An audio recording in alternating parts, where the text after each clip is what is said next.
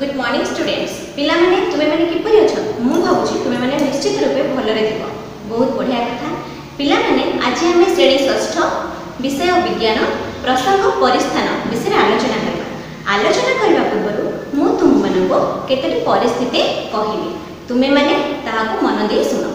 प्रथम परिस्थिति हेला पिला माने तुमे माने जानिछ माछ पानी भितर रुहे जदि आमे माछ को पानी रो बाहर कर देबा से कोन बंची परिबो नाही से बंची परिबो नाही।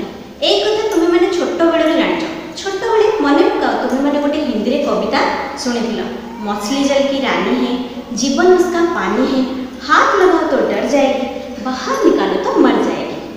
तेबे पिला माने आमे जानिले जे माछ को जदि आमे पानी रो बाहर करबा से बंची परिबो नाही। जदि माछ बदल रे आमे गोटे कुकुर को नबा पानी भितर छाड़बा तेबे कोन से पानी रे बंची परिबो से बंची परिबो नाही। द्वितीय परिस्थिति हेला आमे जानिछन्ती उट मरुभूमि रे रुहे से सेठारे उत्तप्त बायुरे अति सहज रे चली पारे जदि आमे गोटे घोड़ा को नहीं मरुभूमि रे छाड़बा से कोन सेठारे खाप खई चली परिबो सेठाकार परिवेश रो से बंची परिबो नाही से सेठाकार परिवेश रे बंची परिबो नाही। तृतीय परिस्थिति हेला तुमे माने लता जातीय गछ रे केतिबो जेपरि काकुड़ी लता कखारू लता कलरा लता झटा से माने कोन सीधा होई निजे छिड़ा होई पारंती नाही से माने अन्यर सहारा रे ऊपर को उठंती और बढ़ंती किंतु अन्य केतेक उद्भिद तुमे माने देखिथिबो जो माने कि अन्यर बिना आश्रय रे ऊपर को उठंती। तेरे पिला माने तुमे माने एथिरो कोन जानिबा को पाइलो आमे माने एथिरो जानिबा को पाइले जे प्रत्येक जीवर वासस्थान स्वतंत्र एवं अलग से माने परिस्थान रे रुहंती परिस्थान अनुसार सेमानकर शरीर गठन मध्य अलग होइଥାଏ। तेरे पिला माने प्रत्येक जीव होची जीव जगत रे एक जैविक कारक केतेक जैविक पदार्थर समाहार रे जीवर शरीर गठन होइଥାଏ। तेबे परिस्थान कहले कोन बुझो परिस्थान कहले उद्भिद और प्राणी मानकर वासस्थान और तार चतुर्पार्श्व को बुझाए। परिस्थान कहले उद्भिद और प्राणी मानकर वासस्थान एवं तार चतुर्पार्श्व को बुझाए। परिस्थान परिवेश रे एक अंश विशेष परिस्थान हमको खाद्य वस्त्र बासगृह एवं अन्य आवश्यक पदार्थ प्रदान करिଥାଏ। परिस्थान केतेक उपादान को नै गठन सेही उपादान को दुई भाग रे भाग करा जायछि। प्रथम जैविक उपादान द्वितीय अजैविक उपादान। जैविक उपादान कहले कोन जैविक उपादान कहले जे मानकर जीवन अछि सेही जैविक उपादान को पुणी तीन भाग रे भाग करा जायछि। सेही जैविक उपादान गुड़िक होला उत्पादक बा सबुज उद्भिद भक्षक बा प्राणी अपघटक बा केतेक जातिर मृतभोजी अणुजीव। प्रथमे आमे उत्पादक बा सबुज उद्भिद विषय रे आलोचना करिबा। सबुज उद्भिद आलोक संश्लेषण प्रक्रिया माध्यम रे निज पे खाद्य प्रस्तुति करे एवं समग्र जीव जगत को जोगाई थाए तेणु आमे सबुज उद्भिद को उत्पादक बोली कहू। प्राणी माने निज पे खाद्य प्रस्तुत करि पारंती नाही से माने खाद्य पे सबुज उद्भिद नचेत अन्य प्राणी उपरे निर्भर करती तेणु आमे से मानक भक्षक बोली कहबा। एमानकर एही खाद्याभ्यास जोगु एमानक दुई भाग रे भाग करा जायछि यथा एक होछि तृणभोजी बा शाकाहारी दुई मांसाहारी। वर्तमान आमे देखिबा अपघटक बा केतेक जातिर मृतभोजी अणुजीव।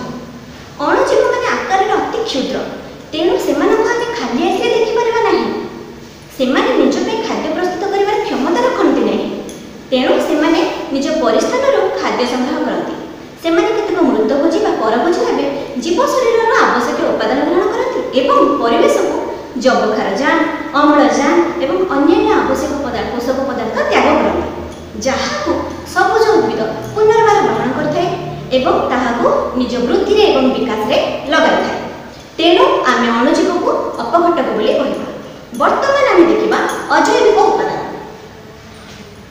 अजैविक उपादान एक परिस्थान अजैविक उपादान गुड़िक है आलोक तापमात्रा जल वायु मृत्तिका एवं निया। पिला माने तुमे माने जानिछ सबुज उद्भिद आलोक संश्लेषण प्रक्रिया रे आलोक शक्ति को खाद्य एवं रासायनिक शक्ति रे परिवर्तन करथाय जहा ऊपर कि समग्र जीव जगत निर्भरशील। तेबे पिला माने एक परिस्थान सृष्टि करिबारे आलोक सहित तापमात्रा वायु जल मृत्तिका भूमिका गुरुत्वपूर्ण अटे ଯେଉଁଠାରେ ଆଲୋକର ତୀବ୍ରତା ଓ ଅବଧି ଅଧିକ ହୋଇଥାଏ, ତାପମାତ୍ରା ଅଧିକ ହୋଇଥାଏ ଏବଂ ଜଳ ମଧ୍ୟ ଅଧିକ ପରିମାଣରେ ଥାଏ, ସେଠାରେ ଘଞ୍ଚ ଅରଣ୍ୟ ଦେଖିବାକୁ ପାଉ। ଯେଉଁଠାରେ ତାପମାତ୍ରା ମଧ୍ୟମ ଧରଣର, ଆଲୋକର ତୀବ୍ରତା ଓ ଅବଧି ମଧ୍ୟମ ଧରଣର, ଜଳ ଆବଶ୍ୟକତା ଅନୁସାରେ ଥାଏ, ସେଠାରେ ଆମେ ତୃଣଭୂମି ଅଞ୍ଚଳ ଦେଖିବାକୁ ପାଉ। ଯେଉଁଠାରେ ତାପମାତ୍ରା ଅତ୍ୟଧିକ ପରିମାଣରେ ଥାଏ, ଆଲୋକର ତୀବ୍ରତା ଓ ଅବଧି ମଧ୍ୟ ଅତ୍ୟଧିକ ପରିମାଣରେ ଥାଏ, ଜଳ ବହୁତ କମ୍ ପରିମାଣରେ ଥାଏ, ନଚେତ୍ ଆଦୌ ନଥାଏ, ସେଠାରେ ଆମେ ମରୁଭୂମି ଦେଖିବାକୁ ପାଉ। କୁହାଯାଏ ନିଆଁ ହେଉଛି ମନୁଷ୍ୟର ପ୍ରଥମ ବୈଜ୍ଞାନିକ ଉଦ୍ଭାବନ। ଯେତେବେଳେ ସେ ନିଆଁ ବ୍ୟବହାର କରିବା ଶିଖିଲା, ସେ ପ୍ରଥମେ ତା ଖାଦ୍ୟକୁ ପୋଡ଼ି ଖାଏ। କିନ୍ତୁ ହଠାତ୍ ଯେତେବେଳେ ଜଙ୍ଗଲରେ ନିଆଁ ଲାଗିଗଲା, ଦେଖିଲା କ୍ଷଣିକ ମଧ୍ୟରେ, ନିମିଷକ ମଧ୍ୟରେ ଜଙ୍ଗଲଟି ପୋଡ଼ି ପାଉଁଶ ହୋଇଗଲା। ସେଠାରେ ଥିବା ଜୀବଜନ୍ତୁ, ଉଦ୍ଭିଦ ସବୁ ପୋଡ଼ି ଧ୍ୱଂସ ହୋଇଗଲେ। ହଠାତ୍ ଗୋଟିଏ କ୍ଷଣିକ ମଧ୍ୟରେ ସେହି ପରିସ୍ଥାନଟି ପରିବର୍ତ୍ତନ ହୋଇଗଲା। ତେବେ ପିଲାମାନେ, ନିଆଁ ମଧ୍ୟ ଏକ ଅଜୈବିକ କାରକ ଅଟେ। ମୁଁ ତୁମମାନଙ୍କୁ ପୂର୍ବରୁ ଯେଉଁ ପରିସ୍ଥିତି ବିଷୟରେ କହିଥିଲି, ସେଥିରେ ମୁଁ ତୁମମାନଙ୍କୁ ଉଦାହରଣ ମାଧ୍ୟମରେ କହିଥିଲି ଯେ ମାଛ ଜଳରେ ରୁହେ, ଓଟ ମରୁଭୂମିରେ ରୁହେ, ମାଛର ଶରୀରର ଗଠନ ଅନୁସାରେ ସେ ଜଳରେ ରହିବା ପାଇଁ ଉପଯୁକ୍ତ, ଓଟର ଶାରୀରିକ ଗଠନ ଅନୁସାରେ ସେ ମରୁଭୂମିରେ ରହିବା ପାଇଁ ଉପଯୁକ୍ତ। ତେବେ ଆମେ ଏଥିରୁ କ'ଣ ଜାଣିବାକୁ ପାଇଲେ? ପରିବେଶର ଅବସ୍ଥା ଏବଂ ଆବଶ୍ୟକୀୟ ପଦାର୍ଥର ପରିମାଣ ଅନୁସାରେ ପରିସ୍ଥାନକୁ ଦୁଇ ଭାଗରେ ଭାଗ କରାଯାଇଛି। ଏକ ସ୍ଥଳୀୟ ପରିସ୍ଥାନ, ଦୁଇ ଜଳୀୟ ପରିସ୍ଥାନ। ବର୍ତ୍ତମାନ ଆମେ ଦେଖିବା ଉଦ୍ଭିଦମାନଙ୍କର ପରିସ୍ଥାନ। ଜଳର ପରିମାଣ ଅନୁସାରେ ଉଦ୍ଭିଦମାନଙ୍କର ଜୀବନଶୈଳୀ ଏବଂ ଗଠନରେ ପରିବର୍ତ୍ତନ ଆସିଥାଏ। ଏହାଛଡ଼ା ଆଲୋକ, ତାପମାତ୍ରା, ଜଳ, ବାୟୁ, ମୃତ୍ତିକାର ମଧ୍ୟ ମୁଖ୍ୟ ଭୂମିକା ରହିଛି। ତେବେ ପିଲାମାନେ, ପରିସ୍ଥାନ ଅନୁସାରେ ଉଦ୍ଭିଦକୁ ତିନି ଭାଗରେ ଭାଗ କରାଯାଇଛି। ଏକ ମରୁଜ ଉଦ୍ଭିଦ, ଦୁଇ ଆର୍ଦ୍ରଭୂମିଜ ଉଦ୍ଭିଦ, ତିନି ଜଳଜ ଉଦ୍ଭିଦ। ମରୁଜ ଉଦ୍ଭିଦ କହିଲେ ମରୁଭୂମିରେ ଦେଖାଯାଉଥିବା ଉଦ୍ଭିଦ, ଅର୍ଥାତ୍ ଜଳ ଅଭାବ ଅଞ୍ଚଳରେ ଦେଖାଯାଉଥିବା ଉଦ୍ଭିଦ। ଆର୍ଦ୍ରଭୂମିଜ ଉଦ୍ଭିଦ, ସନ୍ତସନ୍ତିଆ ଅଞ୍ଚଳରେ ଦେଖାଯାଉଥିବା ଉଦ୍ଭିଦକୁ ଆମେ ଆର୍ଦ୍ରଭୂମିଜ ଉଦ୍ଭିଦ କହିବା। ଜଳଜ ଉଦ୍ଭିଦ ଜଳାଧିକ୍ୟ ଅଞ୍ଚଳରେ ଦେଖାଯାଉଥିବା ଉଦ୍ଭିଦ, ଅର୍ଥାତ୍ ଯେଉଁଠାରେ ଜଳ ଅଧିକ ପରିମାଣରେ ଥାଏ, ସେଠାରେ ଯେଉଁ ଉଦ୍ଭିଦ ଦେଖାଯାଏ ଆମେ ତାକୁ ଜଳଜ ଉଦ୍ଭିଦ କହିବା। ବର୍ତ୍ତମାନ ଆମେ ପ୍ରାଣୀମାନଙ୍କର ପରିସ୍ଥାନ ଉପରେ ଆଲୋଚନା କରିବା। ଯେପରି ଉଦ୍ଭିଦମାନଙ୍କର ଜଳର ପରିମାଣ ଅନୁସାରେ ଗଠନ ଏବଂ ଜୀବନଶୈଳୀ ପରିବର୍ତ୍ତନ ଥାଏ, ଠିକ୍ ସେହିଭଳି ପ୍ରାଣୀମାନଙ୍କର ଜୀବନଶୈଳୀରେ ମଧ୍ୟ ପରିବର୍ତ୍ତନ ଥାଏ କି? ନିଶ୍ଚିତ ନୁହେଁ। ପରିସ୍ଥାନ ଅନୁସାରେ ପ୍ରାଣୀମାନଙ୍କୁ ମଧ୍ୟ ତିନି ଭାଗରେ ଭାଗ କରାଯାଇଛି। ଏକ ସ୍ଥଳଚର, ଦୁଇ ଜଳଚର, ତିନି ଉଭୟଚର। ସ୍ଥଳଚର ପ୍ରାଣୀ ଆମେ କାହାକୁ କହିବା? ଯେଉଁ ପ୍ରାଣୀମାନେ ସ୍ଥଳରେ ବାସ କରନ୍ତି, ଯେପରି ଆମର ଜଙ୍ଗଲରେ, ମରୁଭୂମିରେ, ପାର୍ବତ୍ୟାଞ୍ଚଳରେ। ସେହିପରି ଜଳଚର ପ୍ରାଣୀ ଆମେ କାହାକୁ କହିବା? ଯେଉଁମାନେ ଜଳରେ ବାସ କରନ୍ତି, ହ୍ରଦ, ନଦୀ, ପୋଖରୀ, ସମୁଦ୍ର ଇତ୍ୟାଦି। ଉଭୟଚର ପ୍ରାଣୀ ଆମେ କାହାକୁ କହିବା? ଉଭୟଚର ପ୍ରାଣୀମାନେ ଉଭୟ ଜଳରେ ଏବଂ ସ୍ଥଳରେ ରହିବା ପାଇଁ ଉପଯୋଜନ ଥାଏ। ଯେପରିକି ଆମର ବେଙ୍ଗ ଉଭୟ ଜଳରେ ରହିପାରେ ଏବଂ ସ୍ଥଳରେ ମଧ୍ୟ ରହିପାରେ। ତେବେ ପିଲାମାନେ, ଉପଯୋଜନ କହିଲେ ତୁମେମାନେ କ'ଣ ବୁଝ? ଉପଯୋଜନ କହିଲେ ଜୀବମାନେ ଯେଉଁଠାରେ ବାସ କରନ୍ତି ସେ ସ୍ଥାନ ସହ ଖାପ ଖୁଆଇ ଚଳିଥାନ୍ତି, ଅର୍ଥାତ୍ ସେଠାକାର ଜଳବାୟୁ, ସେଠାରେ ରହୁଥିବା ଜୀବଜନ୍ତୁ, ଉଦ୍ଭିଦ ଏବଂ ତାପମାତ୍ରା ସହିତ ସେମାନେ ଖାପ ଖୁଆଇ ଚଳିପାରନ୍ତି। ସେମାନେ ସେଠାରେ ଖାପ ଖୁଆଇ କିପରି ନିଜକୁ ଚଳିବେ, ସେଥିପାଇଁ ସେମାନଙ୍କର ଶରୀରର ଗଠନ ମଧ୍ୟ ଅଲଗା ହୋଇଥାଏ, ଜୀବନଶୈଳୀ ମଧ୍ୟ ଅଲଗା ହୋଇଥାଏ ଏବଂ ଏହା ସେମାନଙ୍କ ଶରୀରରେ ଏକ ବିଶେଷ ଗୁଣ ଭାବରେ ପରିଲକ୍ଷିତ ହୋଇଥାଏ। ଯେପରିକି ଆମର ମାଛ ଜଳରେ ରୁହେ,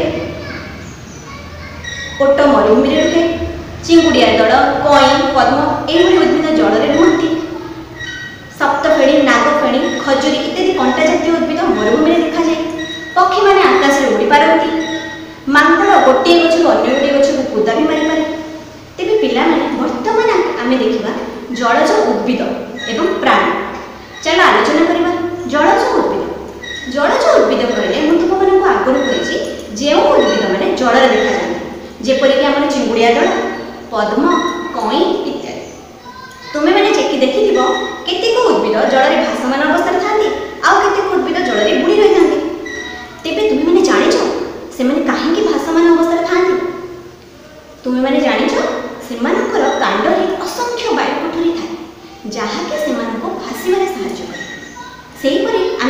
जलज प्राणी विषय जो प्राणी मैंने जल बास करते जेपरिक आमर माछ माछ अति सहजरे जल श्वासक्रिया करें तुम्हें मैंने देखी जिते बड़े गोटे माछ पानी में पहरु थाए से पार्टी को पक पक करते मैंने खोलुए बंद कर खोलुए बंद कर कहीं कारण से जो पार्टी खोली थाए खोले से कौन करे ना पानी पार्टी पार्टी भीतर को जाए और से पानी अम्लजान को निज गालेज माध्यम श्वासक्रिया करते कारण माछ आम भली सीधा सड़क भाव वायुमंडल अम्लजान ग्रहण करें तुम्हें मैंने देखी तार पक्ष गुड़िक पहरबार साहय एवं लांजटी हलुव जिते से पहरु तो लांजटी एपरी हलुव कारण से लांज द्वारा दिग परिवर्तन बर्तमान आम देखा मरुज उद्भिद और प्राणी मरुज उद्भिद कहले जो उद्भिद मैंने मरुभूमि रहती जेपरिक आम सप्तफेणी नागफेणी खजुरी इत्यादि कंटा जातीय उद्भिद एमानकर पत्र न था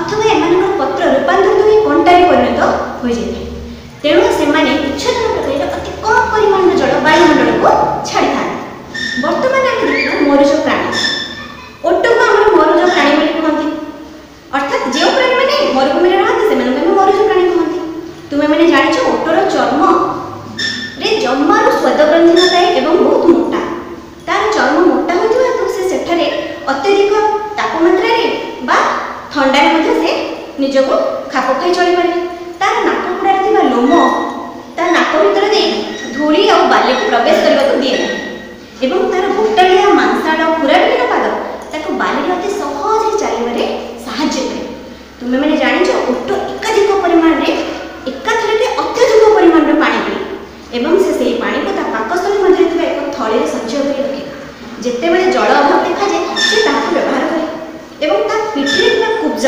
से खाद्य को चर्बी भाव में संचय कर रखिए जिते बड़े खाद्य भी अभाव देखा जाए से ग्रहण करे व्यवहार करे बर्तमान आम देखा लता जातीय उद्भिद व दुर्बल तुम्हें मैंने देखी लता जातीय उद्भिद सीधा सड़क ठिया हुई मुंड ऊपर को उठी पारती ना जपरी तुम मान तो बाड़ी लगी कखारू काकुड़ी कलरा छटा इत्यादि तुम्हें मैंने देखी से सीधा हुई ऊपर को उठी पारती ना से उठी पारती नहीं कारण से कांड दुर्बल थाए से अन्यर सहारा नहीं ऊपर को उठती और बढ़ती तेणु से कांड आकर्षी गुड़िक थाए जो आकर्षी गुड़िक द्वारा से अन्य को जाबुड़ी एमती गुड़े गुड़े ऊपर को उठती पिला माने एथिरे तुम मैंने सब कौन जान प्रत्येक जीव तार परिस्थान अत्यंत गुरुत्वपूर्ण परिस्थान तार जीवन जदि एथिरे टिके भी परिवर्तन आसे तेबे